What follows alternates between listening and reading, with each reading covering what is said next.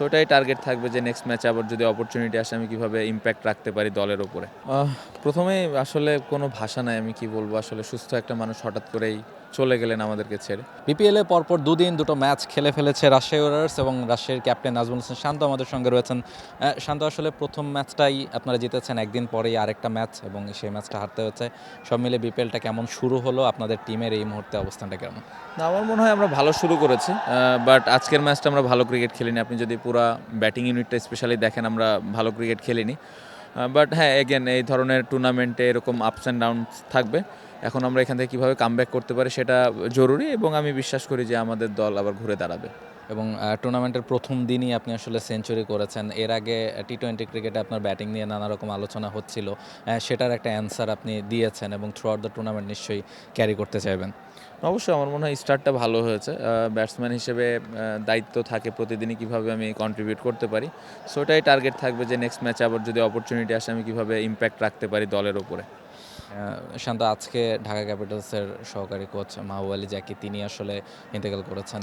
তার যে অবদানটা ছিল পেসারদের ক্ষেত্রে স্পেশালি, এবং আপনারা নিশ্চয়ই তাকে অনেক আগে থেকেই দেখেছেন, তার ব্যাপারে যদি কিছু বলার থাকে। প্রথমেই আসলে কোনো ভাষা নাই, আমি কি বলবো, আসলে সুস্থ একটা মানুষ হঠাৎ করেই চলে গেলেন আমাদেরকে ছেড়ে। এতটুকু বলতে পারি, খুবই ভালো মানুষ ছিলেন এবং খুব ছোট থেকে আমাদেরকে কোচিং করিয়েছেন। খুব ছোটোবেলা থেকেই চিনি।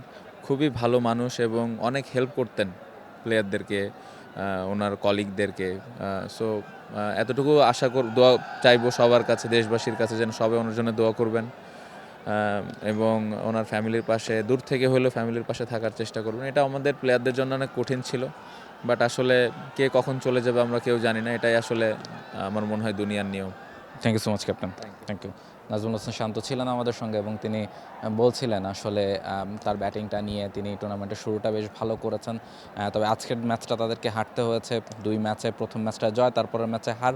এবং ঢাকা ক্যাপিটালসের কোচ মাহবুব আলী জাকিকে নিয়েও তিনি আসলে বলছিলেন যে যেভাবে আসলে তিনি সবাইকে ছেড়ে চলে গেলেন একেবারে মাঠ থেকে, সেটা আসলে সবাইকেই হতবাক করেছে এবং সেটাই বললেন শান্ত যে তার কাছেও আসলে ভাষা নেই এই অনুভূতি তিনি আসলে কি করে প্রকাশ করবেন। ফলে প্রত্যেকটা ক্রিকেটার, প্রত্যেকটা মানুষের জন্যই আসলে বিরাট একটা ধাক্কা এই মাহবুব আলী জাকির এরকম মাঠ থেকে আসলে চলে যাওয়া। সিলেট থেকে রাহুল রায়, টি স্পোর্টস।